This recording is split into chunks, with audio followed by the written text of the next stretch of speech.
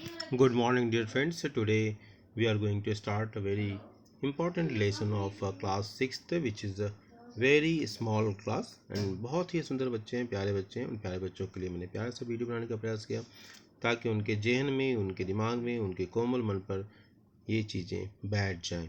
तो आज हम बात करेंगे जो हमारा पहला लेसन है our past class 6th history का, what, where, how and when.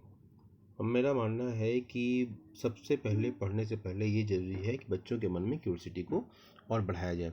दो the childrens are very curious to know about various things which are in and around, आसपास जो भी चीज़ें घटती हैं उनके बारे में वो जानने के लिए बहुत ही उत्सुक होते हैं और उनकी उस क्यूरियोसिटी को बनाए रखना ही हमारी रिस्पॉन्सिबिलिटी है। तो प्यारे बच्चों, I hope that while you are seeing this video you might have given the proper respect to your parents and then you are entering into this class, which is my motto of teaching. Okay, I always follow the words of Rig Veda, which says the Anubhatra Kratuyantu Vishwata. Let us welcome the noble thoughts from every side. So please be good in your personal life as well as academic life. So with this positive note I am going to start this lesson. आपके book में जो topics हैं, आपके NCERT की जो books है उसमें topics जो डिवाइड किए गए हैं उसमें हमारे पास्ट के बहुत सारे जो एपिसोड्स हैं उसके बारे में कहा गया। पहली बात तो हमको एक्सप्लोर करना है। एक्सप्लोर करना बच्चों का स्वभाव होता है। तो फाइंडिंग द पास्ट, पास्ट के बारे में हम एक्सप्लोर करेंगे। वेयर डिड पीपल लिव, वहाँ पहले लोग कहाँ रहते थे। वेयर सोर्सेज ऑफ फूड, वो क्या खाते थे। डेवलपमेंट ऑफ सिटीज़, और फिर जब खाना रहना ये सब लोग जब सीख गए तो फिर उन्होंने धीरे धीरे सिटीज़ का विकास हुआ, तो उसके बारे में थोड़ा सा पढ़ेंगे हम। इसके बाद उनके जब वो एक जगह से दूसरी जगह जाते थे उनके जाने का पर्पस क्या होता था, जैसे travelling, why they move from one place to another place. ठीक है, आज भी मूवमेंट देखते हैं और आज के मूवमेंट से उस ज़माने के मूवमेंट का, आदि मानव का जो मूवमेंट था, जो ओल्डन डेज, वो मूवमेंट क्यों होता था। फिर वो कौन कौन सा जो एरिया था जहाँ पर ये मूवमेंट हुआ, कहाँ से लोग ने अपना जीवन शुरू किया। ठीक है, पहले से कहाँ इनहेबिटेंट बनकर वो रहे, where they did started their life, finding out about the past. ये सब सारी चीज़ों के बारे में जानना हमारा ऑब्जेक्टिव होगा। फिर उनके हम जो आज जानते हैं उनके बारे में, तो उन वो कैसे जानते हैं, तो उन सोर्सेज के बारे में हम पढ़ेंगे। लेकिन सबसे पहले स्टार्ट करने से पहले हम चीज़ों को आसान बनाने के लिए बच्चों के सामने एक हमने फ्लो चार्ट रखा हुआ है। ठीक है, आपके सामने स्क्रीन पर बच्चे आप लोग देख रहे हैं फ्लो चार्ट। इसमें हमने डिवाइड किया हुआ सोर्सेज ऑफ हिस्ट्री, हिस्ट्री को जानने के सोर्स क्या है। तो इस सोर्स को क्लासिफाई किया गया है आर्कियोलॉजिकल एंड लिटरेरी सोर्सेज। ठीक है, archaeology, what is that archaeology, anybody can tell me what is archaeology. It is a study of remains of the past, पुरानी चीज़ों के बारे में जो हम जानने का प्रयास करते हैं, तो वो आर्कियोलॉजी विद्या के अंतर्गत आता है। ठीक है, तो archaeology is a study of remains of the past. Past के बारे में हम बहुत सारे सोर्सेज हैं उनके बारे में थोड़ा सा जानने का प्रयास करेंगे। आर्कियोलॉजिकल सोर्सेज कौन कौन से हैं, मोनूमेंट्स हैं, इंस्क्रिप्शंस हैं, आर्टिफैक्ट्स हैं, क्वाइंस हैं। Monuments, inscriptions, artefacts and coins, इसको नोट कर लेंगे, इसको याद भी कर लेंगे कि what are the archaeological sources. So monuments, inscriptions, artefacts and coins. Similarly monuments, जो ओल्ड बिल्डिंग्स वगैरह हम जो देखते हैं वो सब हमारे जो भी हजारों साल पहले जो राजाओं ने बनाए थे, तो वो एक हमारे लिए एक हेरिटेज की तरह है, बिल्डिंग हेरिटेज की तरह है। तो मोनूमेंट्स, इंस्क्रिप्शंस क्या है, ये writings on the hard surfaces, पुराने ज़माने में अपने कामों को नेक्स्ट जनरेशन तक पहुंचाने के लिए या अपने कामों को प्रजा तक पहुंचाने के लिए, सब्जेक्ट्स तक पहुंचाने के लिए they used to write on the hard surfaces. और जितने ही हार्ड सर्फेसिस पर लिखा होगा वो उतने ही लंबे समय तक रहेगा, क्योंकि वेदरिंग और बाकी जो इन्वायरमेंटल फैक्टर्स हैं उनका असर, क्योंकि उस ज़माने में आज की तरह कंप्यूटर नहीं था और बुक्स की प्रिंटिंग नहीं होती थी। So that was the some limitations are there and man has always the tendency to go beyond the availability of the resources. तो रिसोर्स नहीं थे बट दे ट्राई टू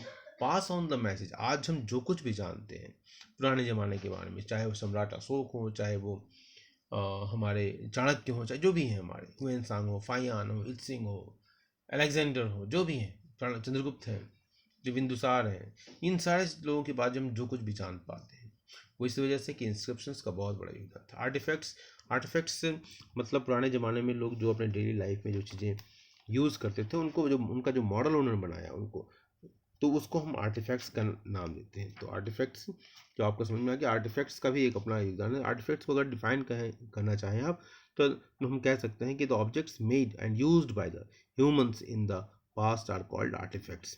जैसे एग्जांपल के रूप में ले सकते हैं हम, पॉटरी है, टूल्स हैं, वेपन्स हैं, ज्वेलरीज हैं, ये सभी आर्टिफैक्ट्स के अंतर्गत आते हैं। ठीक है, तो आर्टिफैक्ट्स आपने देखा है sir, coins, coins are also the source to know about the past. हर राजा की एक टेंडेंसी थी कि वो अपने राज्य में अपने उसने कॉइन्स को चलाया, और फिर हम एक कंट्री से दूसरे कंट्री में जो व्यापार करते थे, इन कॉइन्स के माध्यम से हम व्यापार करते थे।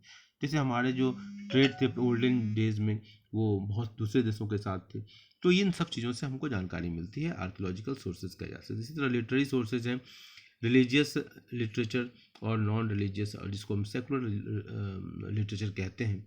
ठीक है, लेकिन हमारे यहाँ तो रिलीजन का एक अलग ही दृष्टिकोण था भारतीय सनातन धर्म में, और वो भारत में तो वो रिलीजन आज के जो रिलीजन है उससे अलग था। वो वसुधैव कुटुंबकम की भावना से अतिथि देवो भव की बात करता था। तो उपनिषद, वेदास, रामायण, महाभारत, ये भले ही रिलीजियस रिसोर्स कहे जाते हैं, लेकिन ये बिल्कुल वसुधैव कुटुंबकम की बात करता है। ये वन साइडेड अप्रोच नहीं था, इसलिए यहाँ पर हमने क्लासिफाई किया हुआ बुक्स के अनुसार कि रिलीजियस लिटरेचर उपनिषद, वेदास, रामायण और महाभारत। और नॉन रिलीजियस लिटरेचर का मतलब है कि इनका संबंध धर्म से किसी भी तरीके से नहीं था। ठीक है, तो उस सोर्स में हम कह सकते हैं कि plays and dramas, books, accounts by the foreign pilgrims, जिसको हम ट्रेवलॉग कहते हैं, तो वो हमारे जो कहे जाएंगे नॉन रिलीजियस या सेकुलर लिटरेचर कहे जाएंगे।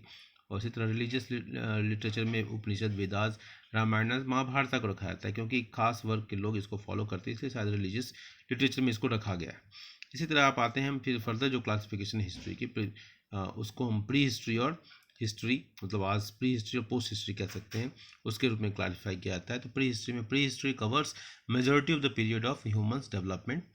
It refers to the period of a distant past in which man did not know to write, record the events of his day to day life। अपने जीवन के डे टू डे लाइफ को वो record नहीं कर पाते थे, तो उसको उन्होंने प्री हिस्ट्री कहा।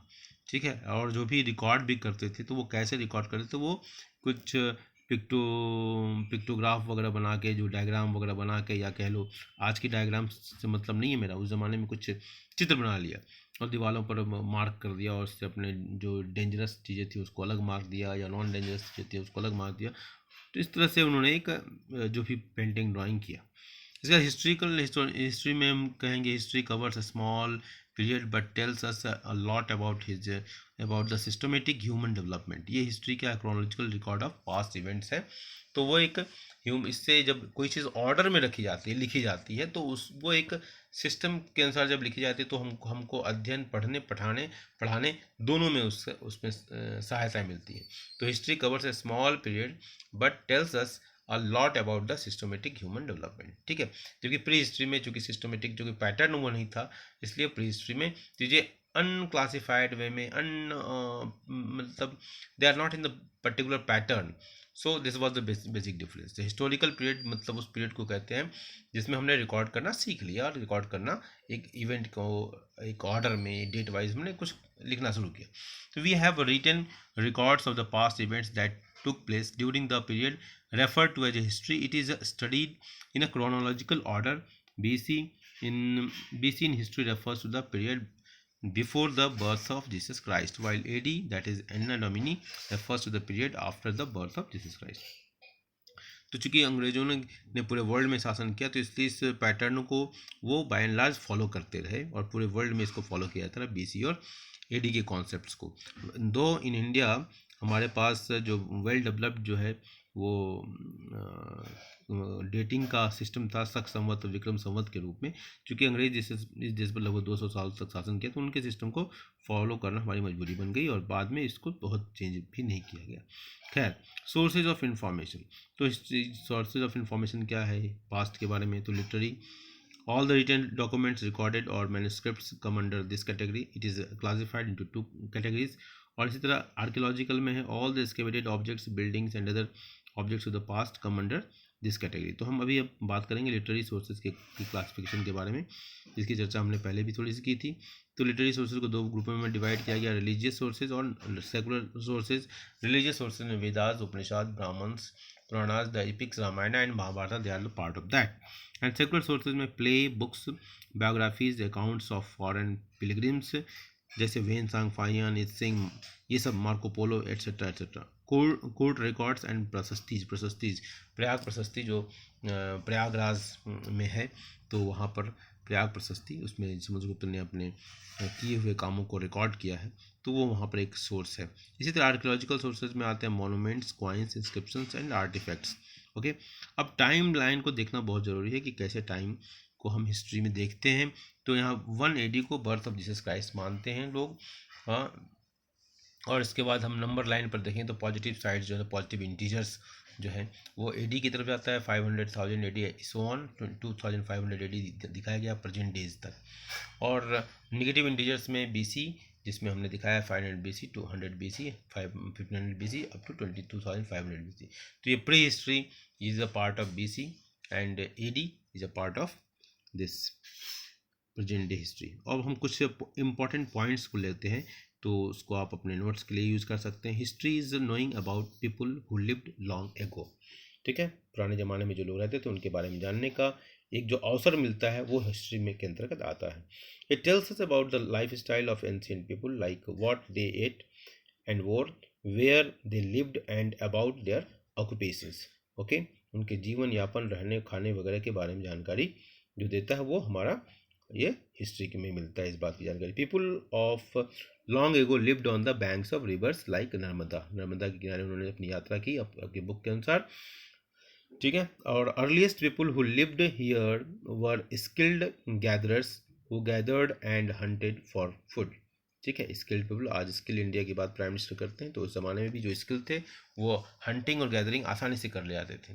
The north west is one area where man first began to grow crops and rear animals about 8,000 years एगो।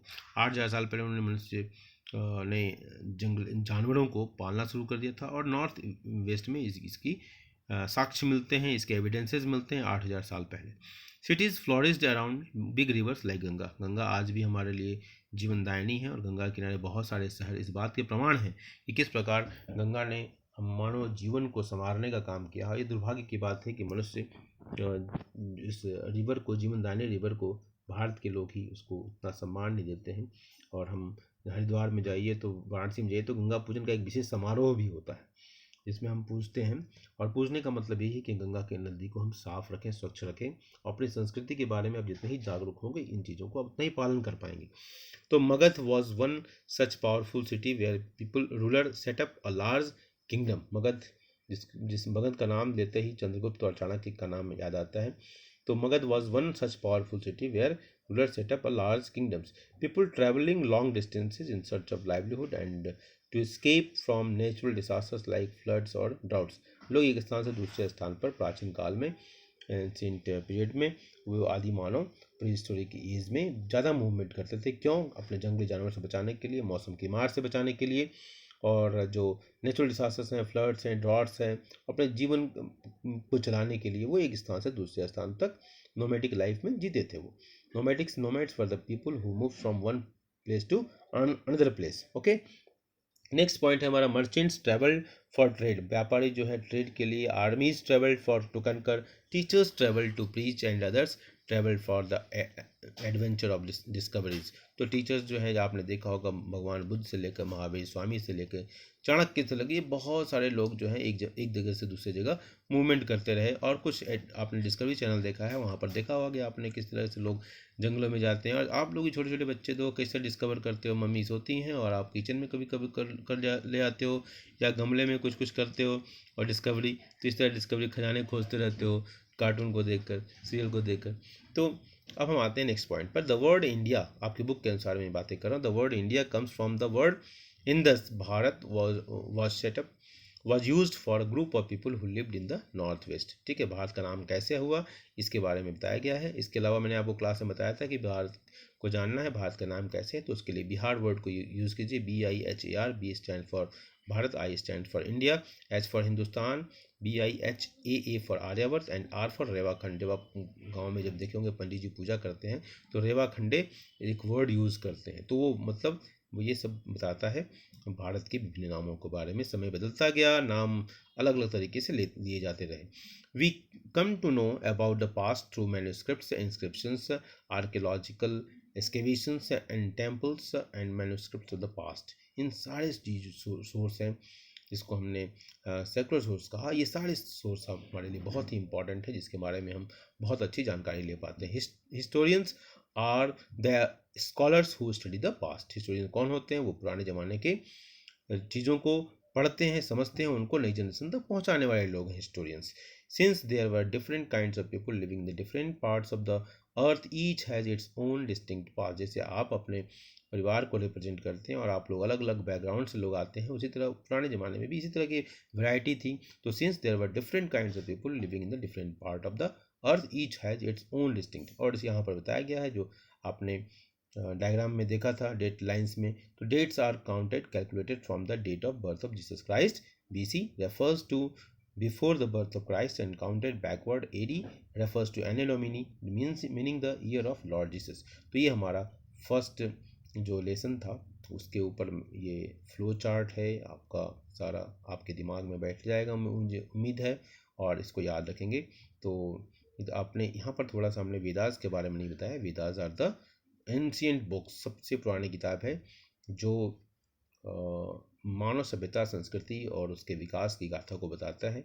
और वेदास 4 वेद होते हैं, और 4 वेदों में ऋग्वेद का एक वर्ड है जो मैंने कहा आप अपने नोटबुक पर जरूर लिखेंगे, आन वद्रा कृतवो यंतु विशुद्ध, latest welcome the Nobel thoughts from every side. और यही कारण है कि ये जो मैंने कहा ना कि जो सिस्टम था लिटरली रिलीजियस, जो ना इसको रिलीजियस नहीं कहा मैं मानता हूँ, इसलिए कि ये संपूर्ण विश्व में किसी एक खास धर्म की बात नहीं करता है, संपूर्ण विश्व में जहाँ से भी अच्छे विचार मिले उसको ग्रहण कीजिए। तो इसलिए Vedas are truly world citizen बनाने वाला एक ग्रंथ है, एक बुक है, और इस everybody must understand it this and feel proud that these are composed in India. Thank you dear friends, thank you, bye bye.